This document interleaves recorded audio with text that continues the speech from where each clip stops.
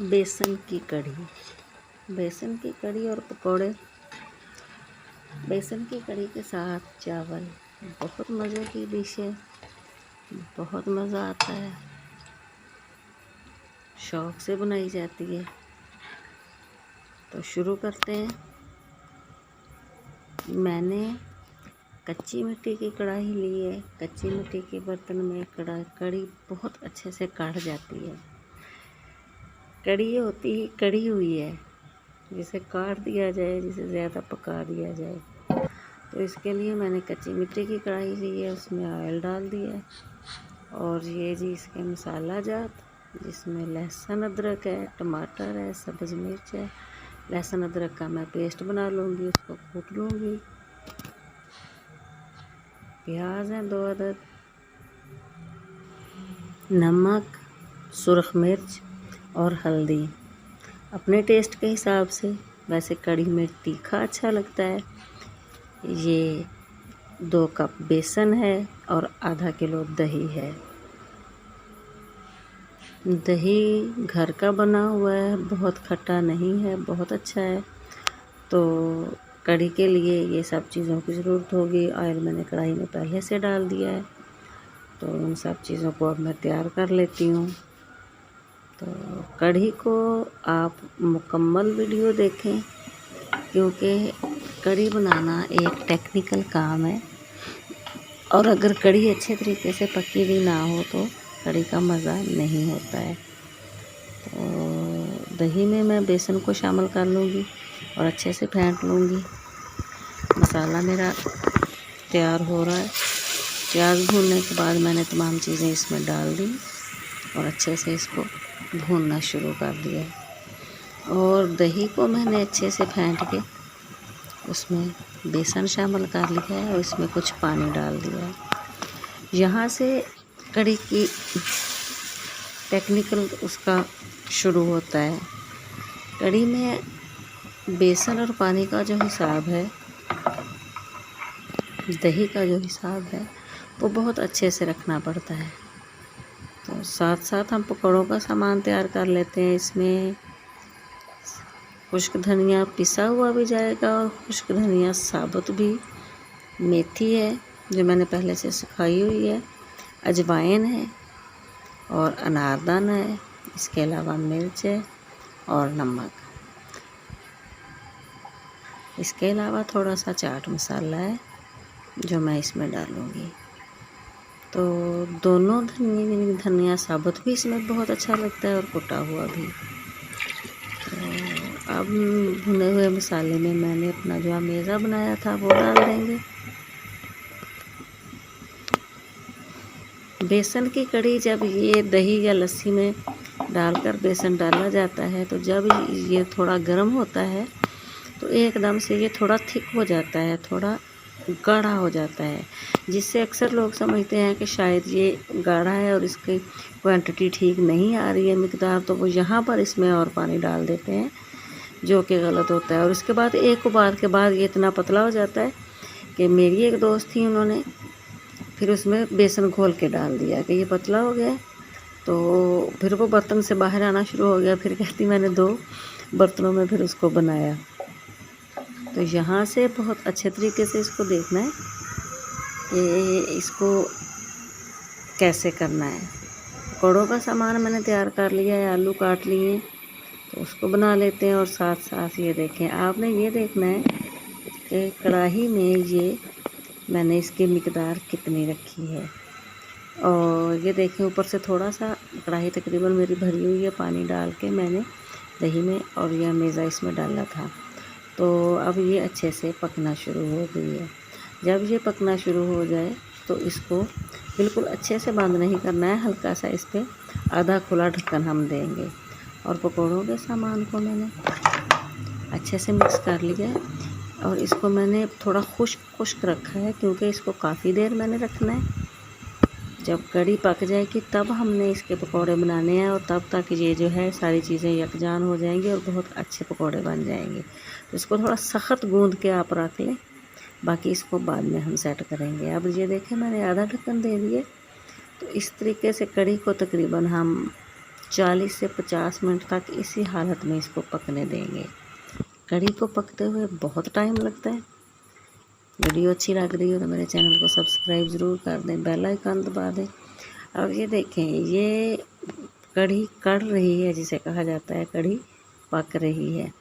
तो ये आहिस्ता आहिस्ता पकती जाएगी और क्वांटिटी में कम होती जाएगी, मिकदार इसकी कम होती जाएगी और इसके ऊपर घी आना शुरू हो जाएगा और ये बहुत अच्छे से पकती रहेगी। कढ़ी के पकने तक हम अपने चावल तैयार कर लेते हैं। चावल मैंने साफ़ करके धो लिए। प्याज है और मसाला जात नॉर्मल जैसे हम चावल बनाते हैं, बहुत तीखा मसाला हम नहीं रखेंगे। थोड़ा मैंने इसमें पुलाव मसाला लिया है और इसके अलावा बाकी आम मसाला जात हैं जो चावल में यूज़ होते हैं। आपको पुलाव मसाला अच्छा नहीं लगता, आप स्किप कर सकते हैं। मुझे अच्छा लगता है, मैंने थोड़ा इसके लिए रखा है। ये देखें, कढ़ी करते हुए मैंने इसे बिल्कुल नहीं छेड़ा और अब मैं आपको दिखाती हूँ कि इसके ऊपर नज़र नहीं आ रहा होता, इसके ऊपर एक तह आ जाती है कढ़ी के और उसके अंदर ये घी जमा होना शुरू हो जाता है। ये कढ़ी पक रही है और ठीक पक रही है की निशानी होती है। आहिस्ता आहिस्ता पकते हुए दरमियान में घी इकट्ठा होके उसके ऊपर कढ़ी की एक लेयर आ जाती है। तो ये देखें, अब इसका गाढ़ापन देखें, बहुत अच्छा हो रहा है और मिकदार देखें पहले से काफ़ी कम हो गई है। तो बेसन और दही से बनने वाली ये कढ़ी, इसका जो ख़ास जायका है वो इसके पकने पर ही आता है। इसलिए वीडियो को और से देखें और ये देखें कि इसको कितना पकाना है। अगर ये कढ़ी कच्ची रह जाती है तो इसका ना वो टेस्ट होता है और ये बिल्कुल भी अच्छी नहीं लगती है। ये ख़ास पकवान तभी बनता है जब आप इसको पूरी मेहनत से और पूरे टाइम से बनाएं। यहाँ पर आकर जब घी ऊपर आ गया हुआ है तो हमने इसको अच्छे से ढक के और हल्की आंच पे पकने के लिए रख देना है। और चावल मेरे बन रहे हैं, चावल मैंने भूनने के लिए रख दिया। इसमें तमाम मसाला जात जाएंगे।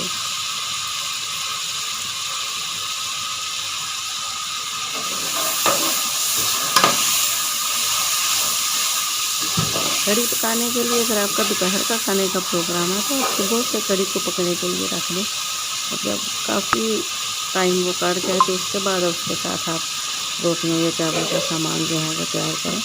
पकौड़ों का सामान आप पहले से बना के रख लें तो वो बहुत अच्छे से उसका एक टेक्सचर बहुत अच्छा हो जाता है। बाद में पकौड़े बहुत अच्छे फूलते हैं, बहुत ज़बरदस्त किस्म के फिर तैयार होते हैं। फौरी तौर पर सामान बनाने के लिए आप थोड़ा पहले बना के रखें और थोड़ा सख्त बना के रखें, क्योंकि बाद में वो पानी से अजीब से हो जाते हैं। तो इसमें मैंने पानी नाप के डाल दिया। जब पकना शुरू हो जाएगा तो इसमें हम चावल डाल देंगे।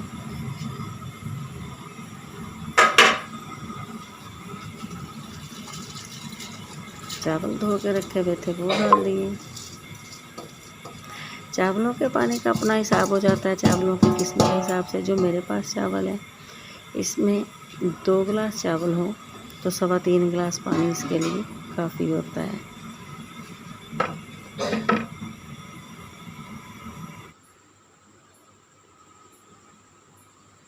तो अल्हम्दुलिल्लाह देखें चावल कितने मज़े के और कितने ज़बरदस्त किस्म के तैयार हो गए।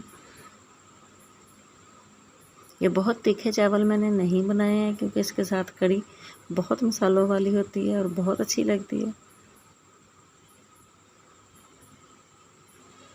ये देखें अल्हम्दुलिल्लाह बहुत ज़बरदस्त किस्म के चावल तैयार हो रहे हैं और साथ साथ मैंने पकौड़ों के लिए अब घी गर्म करने के लिए रख दिया। और अब अपनी कढ़ी की सूरत हाल हम चेक करते हैं। गरम था, याद ही नहीं रहा जी। तो ये देखें, अब घी की सूरत हाल आप देखें, किनारों से भी घी छूट गया है। घी से ये देखें दरमियान में घी सारा जमा हो गया और साइडों से ये देखें। और यह बहुत अच्छे से आप यकीन करें इस वक्त जो इसका टेस्ट होता है, पकौड़े अगर वायद हैं अच्छे लगते हैं ये कड़ी ऐसे भी बहुत अच्छी बन जाती है।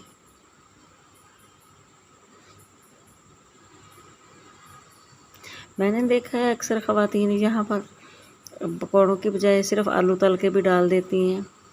और एक घर में मैंने बनी हुई कड़ी खाई तो उन्होंने चिकन तल के यहाँ पर डाल दिया। रवायत चेंज, थोड़ा जायका तब्दील। ये देखें पकौड़े बहुत अच्छे से बन रहे हैं। और इनको करना ये है कि इनको पकती हुई कड़ी में हम डालेंगे। मैंने कच्चे बर्तन में कड़ी रखी हुई है तो आग तो मैं बंद कर देती हूँ अभी, क्योंकि ये अब कच्चे बर्तन क्योंकि वो काफ़ी गर्म होता है तो काफ़ी देर तक उसमें चीज़ पकती रहती है।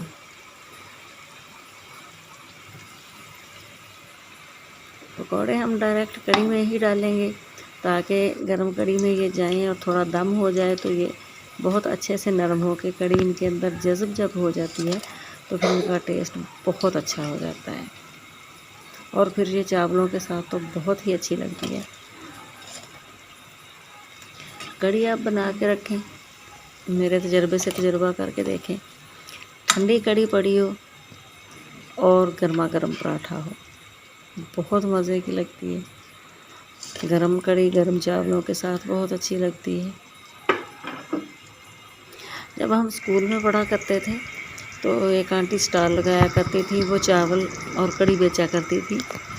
तो चावल कड़ी से हमेशा मुझे वो याद आ जाता है। उन्होंने हाथ पे कागज़ रखना तो उसके ऊपर चावल डाल के ऊपर कड़ी डाल देनी और हम बहुत खुश हो के वो हाथ पे रख के वो चावल कड़ी खाया करते थे।